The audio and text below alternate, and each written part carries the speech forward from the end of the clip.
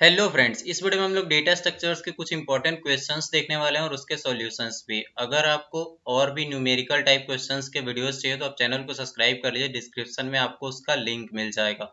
और live classes में हम लोग फ्री ऑफ कॉस्ट एक्सप्लेन करते हैं कैसे, अगर आपका कोई डाउट है तो उसको हम लोग रिजॉल्व करेंगे।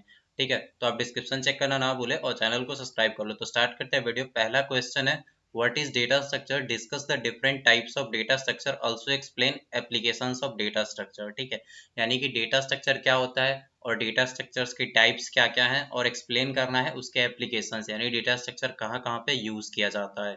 तो आंसर देख लेते हैं। Data structure is a storage that is use to store and organize data. Data structure एक स्टोरेज है जो कि डेटा को ऑर्गेनाइज और स्टोर करने के लिए यूज किया जाता है। It is a way of arranging data on a computer so that it can B accessed and updated efficiently. ये एक डेटा को अरेंज करने का मेथड है, एक तरीका है जिससे डेटा को हम लोग एफिशिएंटली और एक्सेस कर सकते हैं या अपडेट कर सकते हैं। यानी अगर हम लोग डेटा को स्टोर करते हैं तो उसको हम लोग कम टाइम में एक्सेस कर पाएँ या फिर हम लोग उसको एफिशिएंटली अपडेट कर पाएँ। यानी जब अपडेट करना हो तो हमको ज़्यादा टाइम ना लगे। ठीक है, तो उसके बाद और कम स्पेस में भी हम लोग डेटा को स्टोर कर पाएँ। उसके बाद है, depending on your our requirement and project it is important to choose the right data structure for our project. ये ज़रूरी है कि हम लोग अपने रिक्वायरमेंट और प्रोजेक्ट के हिसाब से सही डेटा स्ट्रक्चर को चुनें। और for example, if we want to store data sequentially in the memory, then we can go for array data structure.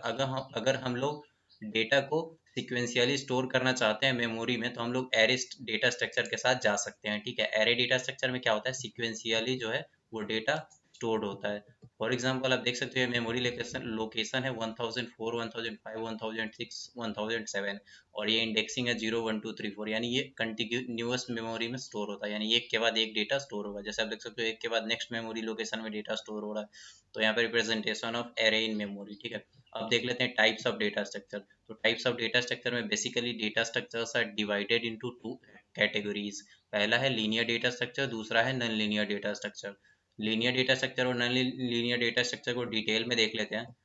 तो पहला है linear data structure. In linear data structure the elements are arranged in sequence one after the another. Since elements are arranged in particular order, they are easy to implement. यानी linear data structure में क्या होता है, वो elements एक के बाद एक होते हैं। जैसे हमने एरे देखा था, एरे भी एक लीनियर डेटा स्ट्रक्चर का ही टाइप है। तो उसमें क्या होता है कि एक के बाद एक करके एलिमेंट स्टोर होता है। तो हम लोग इसको अगर ये एक के बाद एक स्टोर करना है, यानी इजी टू इम्प्लीमेंट है, इसमें ज़्यादा टफ कुछ है नहीं कि एक के बाद एक करके डेटा नेक्स्ट मेमोरी लोकेशन उसके नेक्स्ट मेमोरी लोकेशन में बस डेटा को स्टोर कर देना है। However when the complexity of program increases, the linear data structures might not be easy choice because of operational complexities। लेकिन जैसे ही डेटा का साइज बढ़ता है, फॉर एग्जांपल डेटा का साइज 1 लाख हो जाता है, तो उस पर ऑपरेशंस परफॉर्म करना इजी नहीं रहेगा। मतलब अगर 1 लाख हो जाता है तो उसमें सर्चिंग करने के लिए हमको एक एक चेक करना होगा पूरे 1 लाख डेटा को, या फिर और भी ऐसे बहुत सारे प्रॉब्लम्स आ सकते हैं, इंसर्शन, डिलीशन, अपडेशन, इन सब से रिलेटेड। ये सब प्रोसेस हम लोग आगे देखेंगे। देख सकते हो the most common linear data structures are listed below. यानी लीनियर डेटा स्ट्रक्चर में कुछ जो कॉमन डेटा स्ट्रक्चर्स हैं वो लिस्ट किए हुए हैं बिलो। ठीक है, नीचे आप देख सकते हो पहला डेटा स्ट्रक्चर है लीनियर में array. In an array elements in memory are arranged in continuous memory. मैंने पहले बताया था एरे में जो एलिमेंट्स होते हैं वो कंटिन्यूअस मेमोरी, यानी नेक्स्ट मेमोरी अगर 100 पे एक है तो 101 पे होगा, 102 पे होगा, ऐसे ही नेक्स्ट मेमोरी लोकेशंस पे ये स्टोर्ड होगा। All the elements of an array are of same type. यानी एरे में जितने भी एलिमेंट्स होते हैं ना वो सारे सेम टाइप के होते हैं। यानी अगर उसमें सिर्फ इंटीजर वैल्यू है तो एरे में सारे वैल्यू सारे एलिमेंट्स जो होंगे वो इंटीजर टाइप्स के होंगे, या फिर स्ट्रिंग टाइप का अगर एरे है तो उसमें सारे वैल्यू स्ट्रिंग्स ही होंगे। And the type of elements that can be stored in the form of arrays is determined by the programming language. लेकिन एरे में कौन सा टाइप का डेटा स्टोर होगा ये प्रोग्रामिंग लैंग्वेज से हम लोग डिटरमाइन करते हैं। फॉर एग्जांपल हम लोग सी प्रोग्रामिंग में जैसे लिखते हैं इंट ARR और फिर हम लोग साइज डिफाइन करते हैं बिग ब्रैकेट्स में। तो यहाँ पे आप देख सकते हो इंट हम लोग पहले लिखते हैं, वो हम लोग डेटा टाइप बताते हैं कि एरे में कौन से डेटा टाइप का डेटा स्टोर होगा। नेक्स्ट जो डेटा स्ट्रक्चर वो है stack. In stack data structure elements are stored in LIFO principle. यानी स्टैक में जो एलिमेंट्स होते हैं वो लीफो प्रिंसिपल को फॉलो करते हैं, यानी लास्ट इन फर्स्ट आउट। यानी जो लास्ट में अंदर जाएगा डेटा स्ट्रक्चर के वो पहले बाहर आएगा। ठीक है, याद रखना लास्ट इन फर्स्ट आउट, यानी जो लास्ट में आएगा वो पहले जाएगा। That is the last element stored in the stack will be removed first. वही बात है कि लास्ट में जो एलिमेंट स्टोर होगा वो रिमूव्ड फर्स्ट, यानी फर्स्ट रिमूव होगा। It works like a pile of plates where the last plate kept on the pile will be removed first. यानी ये एक प्लेट के आप देख सकते हो, प्लेट्स को हम लोग यहाँ पे रखते हैं ना, एक के ऊपर एक के ऊपर एक, तो ये कुछ सिमिलर वैसा ही होता है कि अगर हम लोग जो लास्ट में सबसे प्लेट रखेंगे उसको उठाएंगे पहले, ऐसा थोड़ी कि नीचे या फिर बीच में से उठा सकते हैं, जो लास्ट में रखेंगे उसको हम लोग पहले उठाएंगे, ठीक है। तो नेक्स्ट डेटा स्ट्रक्चर है Q data structure. Unlike stack, the queue data structure works in FIFO principle where first element stored in the queue will be removed first। यानी क्यू जो होता है वो स्टैक से थोड़ा सा डिफरेंट होता है, मतलब ये भी लीनियर डेटा स्ट्रक्चर ही है, थोड़ा सा सिमिलर है, लेकिन इसमें एक डिफरेंस क्या होता है कि ये FIFO principle, FIFO, first in first out principle को फॉलो करता है। तो इसमें होता क्या है, जो पहले एलिमेंट आएगा ना वो पहले ही निकलेगा, यानी ऐसा समझ लो कि अगर ऐसे स्टैक था तो स्टैक में अगर जो लास्ट में आ रहा था वो लास्ट में निकल रहा था, लेकिन जो इसमें पहले आएगा वो पहले निकलेगा, यानी इधर से निकल जाएगा। इसमें इंसर्शन और डिलीशन दो एंड से होता है, स्टैक में एक ही साइड से इंसर्शन भी होगा, डिलीशन भी एक ही साइड से होगा। क्यू में एक तरफ से आएगा डेटा, दूसरी तरफ से निकलता जाएगा, यानी जो पहले आएगा वो पहले निकल जाएगा। It works like just It works just like a queue of people in the ticket counter where first person on the queue will be get the ticket first। यानी अगर आप टिकट काउंटर पे कभी गए हो, रेलवे टिकट काउंटर पे, तो जो पहले आता है वो पहले निकल जाता है, ठीक है। तो वैसा ही सिमिलर क्यू डेटा स्ट्रक्चर होता है। चौथा जो टाइप है लीनियर डेटा स्ट्रक्चर में वो है लिंक्ड लिस्ट। लिंक्ड लिस्ट क्या होता है? In linked list data structure data elements are connected through a series of nodes and each node contains the data items and address to the next node. यानी जो link list होता है उसमें जो data होते हैं ना वो नोड्स के फॉर्म में, यानी ये एक नोड है, नोड में दो पार्ट होते हैं, एक होता है इन्फॉर्मेशन फील्ड और दूसरा होता है एड्रेस फील्ड। ये हम लोग लिंक लिस्ट को जब डिटेल में देखेंगे लिंक लिस्ट वाले क्वेश्चन में तो आप देख सकते हो। अभी के लिए बस ये शॉर्ट एक्सप्लेनेशन है कि पहले इसमें हेड पॉइंटर होता है स्टार्टिंग में और लास्ट में नल पॉइंटर होता है, ठीक है। ये नोड्स का कलेक्शन होता है, बस याद रखना ये एक नोड कहलाएगा, ये दूसरा नोड है, ये तीसरा नोड है। पहले नोड दूसरे को पॉइंट कर रहा है, दूसरे नोड तीसरे को पॉइंट कर रहा है, ठीक है। तो डेटा आइटम्स एंड एड्रेस, यहाँ पे पहले में डेटा आइटम्स दूसरे में एड्रेस, तो ये दूसरे वाले नोड को पॉइंट कर रहा है। Non linear data structure. Unlike linear data structure, elements in non linear data structures are not in sequence. यानी नॉन लीनियर डेटा स्ट्रक्चर में क्या होता है, ये लीनियर डेटा स्ट्रक्चर की तरह एलिमेंट्स इसमें सीक्वेंस में नहीं होता है, यानी कि मतलब एक के बाद नहीं होता। Instead they are arranged in an hierarchical manner, यानी एक हायरार्कियल ट्री के फॉर्म में हो सकते हैं, ठीक है, या फिर ग्राफ जैसा कुछ हो सकता है। यानी मतलब एक के बाद नहीं हो, जैसे आप देख सकते हो इसके बाद ये है, लेकिन ये कहाँ पे आ रहा है, इसको तो यहाँ आना चाहिए था, या फिर लीनियर फैशन होना चाहिए, तो ऐसा कोई लीनियर यहाँ पे नहीं होता, ठीक है। और it includes data structures like trees and graph. Non linear में क्या होता है, ट्रीज और ग्राफ डेटा स्ट्रक्चर्स आ जाते हैं। तो पांचवा डेटा स्ट्रक्चर है ग्राफ, जो कि नॉन लीनियर का ही एक टाइप है। In graph data structure, each node is called vertex and each vertex is connected to vertices through edges। यानी ग्राफ क्या होता है, वो वर्टिसेस का कलेक्शन होता है, यानी ये जो एक सर्कल दिख रहा है ना ये एक वर्टेक्स कहलाएगा, ठीक है। ये एक वर्टेक्स, ये एक वर्टेक्स, ये एक वर्टेक्स, इसको नोड्स भी बोलते हैं, ठीक है। तो और ये सब क्या कनेक्शन होता है, एजेस के फॉर्म में, ठीक है। ये मान लो एक एज है, ये लाइन जो दिख रहा है वो एज है, और जो ये सर्कल दिख रहा है वो वर्टिसेस है। There are 5 vertices and 6 edges. आप काउंट कर सकते हो, 5 वर्टिसेस हैं, 0 2 3 4 3 1 4, ठीक है। और एजेस भी आप काउंट कर सकते हो, यहाँ पे 6 एजेस हैं। अब नेक्स्ट जो डेटा स्ट्रक्चर वो है ट्री, लास्ट में आता है tree. Similar to a graph, a tree is also a collection of vertices and edges, however in tree data structure there can only be one edge between two vertices, ठीक है। Tree data structure में क्या होगा कि दो vertices के बीच में ना एक ही एज हो सकता है, ठीक है, दूसरा एज नहीं हो सकता, यानी इसमें इन दोनों के बीच में एक ऐसे एज नहीं हो सकता, या फिर यहाँ पे 1 से 4 को कोई एज नहीं हो सकता। तो और एक और बात ध्यान रखना, ट्री में जो सबसे ऊपर होता है उसको रूट बोला जाता है। आप ऐसा लिख सकते हो कि the top most element in the tree is called root. ये सब हम लोग आगे ट्री जब देखेंगे डिटेल में तो उसमें देख लेंगे। तो अब एप्लीकेशंस ऑफ डेटा स्ट्रक्चर देख लेते हैं। एप्लीकेशंस ऑफ डेटा स्ट्रक्चर, यानी डेटा स्ट्रक्चर कहाँ कहाँ पे यूज किया जाता है। The data structures has a wide range of applications, some of them are listed below. Data structure का बहुत मतलब ज़्यादा वाइडली यूज किया जाता है, तो उसमें हम लोग कुछ ही देखेंगे, ऐसा सारे तो लिस्ट करना पॉसिबल नहीं है, तो हम लोग दो दो एग्जाम्पल्स, एक एक दो दो सबका देखेंगे। तो एरेज होता है पहला। एरेज का क्या यूज है, sorting list of data elements belonging to same data type. यानी अगर हम लोग को कोई 20-25 रोल नंबर्स दिए हुए हैं या फिर 20-25 मार्क्स दिए हुए हैं स्टूडेंट को, उसको हम लोग को एक ऑर्डर में, यानी कि हम लोग को उसमें डिसाइड करना है कि एक असेंडिंग ऑर्डर या डिसेंडिंग ऑर्डर में स्टूडेंट के मार्क्स को अरेंज करना है या फिर सॉर्ट करना है। तो उसके लिए हम लोग एरे डेटा स्ट्रक्चर में उसको स्टोर कर सकते हैं, और उसके बाद उसमें सॉर्टिंग टेक्निक्स जैसे बबल सॉर्ट, इंसर्शन, सेलेक्शन, कोई भी सॉर्टिंग टेक्निक लगा के हम लोग उसको सॉर्ट कर सकते हैं। ठीक है, और उसके बाद उसमें सर्चिंग भी इजी हो जाएगा, क्योंकि हम लोग बाइनरी सर्च लगा के इजिली सर्च कर सकते हैं। तो उसके बाद है स्टोरेज ऑफ मैट्रिसेस। एरे का यूज मैट्रिसेस यानी मैट्रिक्स आपने पढ़ा होगा, मैट्रिक्स को स्टोर करने के लिए भी किया जाता है, जिसको हम लोग 2 डायमेंशनल एरे में स्टोर करते हैं। उसके बाद है लिंक लिस्ट। लिंक लिस्ट क्या होता है? Implementation of stack and queues, यानी लिंक लिस्ट को स्टैक और क्यूज को इम्प्लीमेंट करने में यूज किया जाता है। वहीं एरे को भी स्टैक और क्यूज को इम्प्लीमेंट करने में यूज किया जाता है, लेकिन ये थोड़ा एफिशिएंट होता है, ये थोड़ा कम एफिशिएंट होता है। ठीक है, तो अब देख सकते हैं polynomial implementation for mathematical operations, यानी पॉलिनोमियल्स जो कि आप बहुपद जो हिंदी में बोलते हैं, उसके जैसे 2x+y जो भी होते हैं, उन सबको एक्सप्लेन करने के, उन सबको मैथमेटिकल ऑपरेशंस को इम्प्लीमेंट करने के लिए यूज किया जाता है लिंक लिस्ट का। उसके बाद है स्टैक। स्टैक क्या होता है?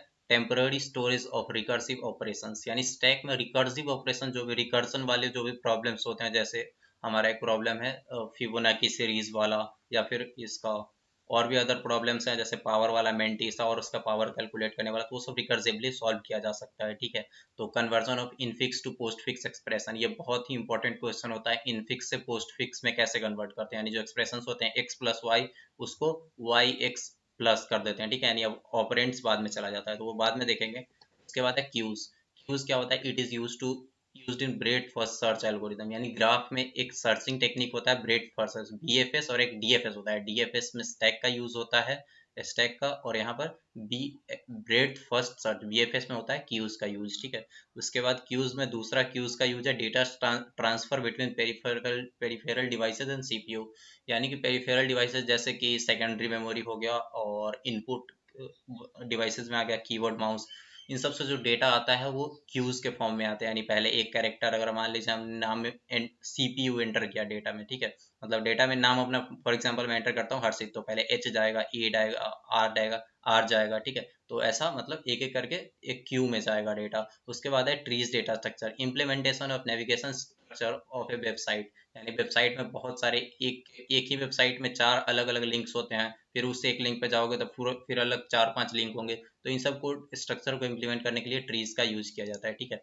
और उसके बाद है ग्राफ्स। ग्राफ्स का यूज कहाँ पे किया जाता है? मैपिंग एप्लीकेशंस, यानी गूगल मैप्स आप देख सकते हो, वो ग्राफ्स का यूज करता है। ठीक है, उसमें शॉर्टेस्ट पाथ और फाइंड करके हम लोग को बताया देता है, तो ग्राफ के शॉर्टेस्ट पाथ टेक्निक्स का यूज करता है। उसके बाद है e commerce applications to present user preferences, यानी अगर आप किसी वेबसाइट, अमेजोन और फ्लिपकार्ट आपको प्रोडक्ट रिकमेंड करने के लिए यूज करता है। फॉर एग्जांपल आपने जो भी प्रोडक्ट चूज किया है, उसके सिमिलर जो मतलब उससे मिलते जुलते जो प्रोडक्ट्स है वो आपको सजेस्ट करता है। ठीक है, तो पहला क्वेश्चन यहाँ पे हमारा कंप्लीट होता है, हमने एप्लीकेशंस कंप्लीट कर लिया। अब दूसरा क्वेश्चन नंबर 2 है difference between linear and non linear data structure. ठीक है, तो लीनियर डेटा स्ट्रक्चर में पहला है the items are arranged in sequential order one after another. ठीक है, ये हमने पहले भी देखा है।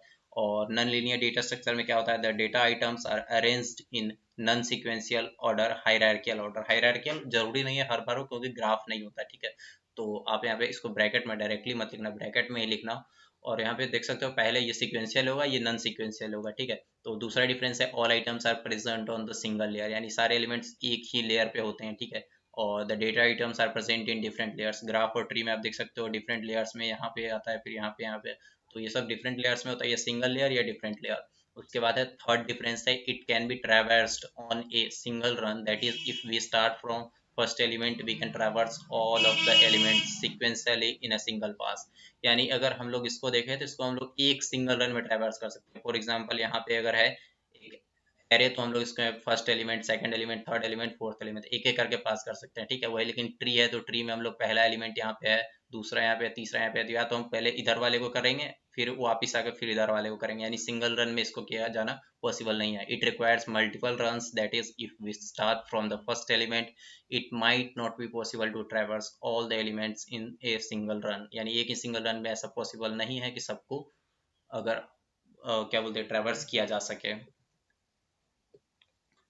अगला डिफरेंस है इसमें time complexity increases with data size. Linear data structure में क्या होता है कि टाइम कॉम्प्लेक्सिटी जैसे ही डेटा का साइज बढ़ता है बढ़ जाता है, यानी हम लोग को ऑपरेशंस परफॉर्म करना बहुत मुश्किल हो जाता है। यानी अगर 10 डेटा है तो इजीली लीनियर में हम लोग कर सकते हैं, 1 लाख हो गया तो प्रॉब्लम होगी, लेकिन time complexity remains the same. यानी अगर हम लोग फॉर एग्जाम्पल नॉन लीनियर में बात करें तो नॉन लीनियर में टाइम कॉम्प्लेक्सिटी क्या होता है, जनरली सेम ही होता है, ठीक है, ज़्यादा डिफरेंस आता नहीं है। तो उसके बाद है the memory utilization is not efficient. Linear वाले में क्या होता है, मेमोरी यूटिलाइजेशन यानी मेमोरी को खर्च करने का जो तरीका है वो एफिशिएंट नहीं है। Different data structures utilizes memory in different efficient ways depending on the need. डेट इसमें क्या होता है, जैसे बाइनरी सर्च ट्री है, ऐसे बहुत सारे डेटा स्ट्रक्चर्स हैं जो कि नॉन लीनियर में आपको बहुत एफिशिएंट वे में डेटा स्टोर करके देते हैं। तो एग्जांपल इसमें है arrays, stack, Q, linked list. और एग्जांपल्स क्या है इसमें, इसमें है ट्री ग्राफ, ठीक है। इसमें एरे, स्टैक और क्यू, लिंक लिस्ट आते हैं नॉन लीनियर में, सॉरी लीनियर में, और नॉन लीनियर में आएंगे ट्री ग्राफ, ठीक है। तो इसी के साथ सेकंड क्वेश्चन भी कंप्लीट हुआ, बहुत इजी था ये। थर्ड क्वेश्चन देख लेते हैं, व्हाट इज स्ट्रक्चर। स्ट्रक्चर क्या होता है, एक्सप्लेन विथ एग्जांपल। यानी स्ट्रक्चर जो हम लोग पढ़ते हैं सी लैंग्वेज में वो क्या होता है और उसको एक एग्जांपल के साथ एक्सप्लेन करना है। तो डेफिनेशन है, a structure is a collection of fields in which the fields may be same or of different types. A structure declaration forms a template that can be used to create structures. The field that make up the structure are called members of the structure.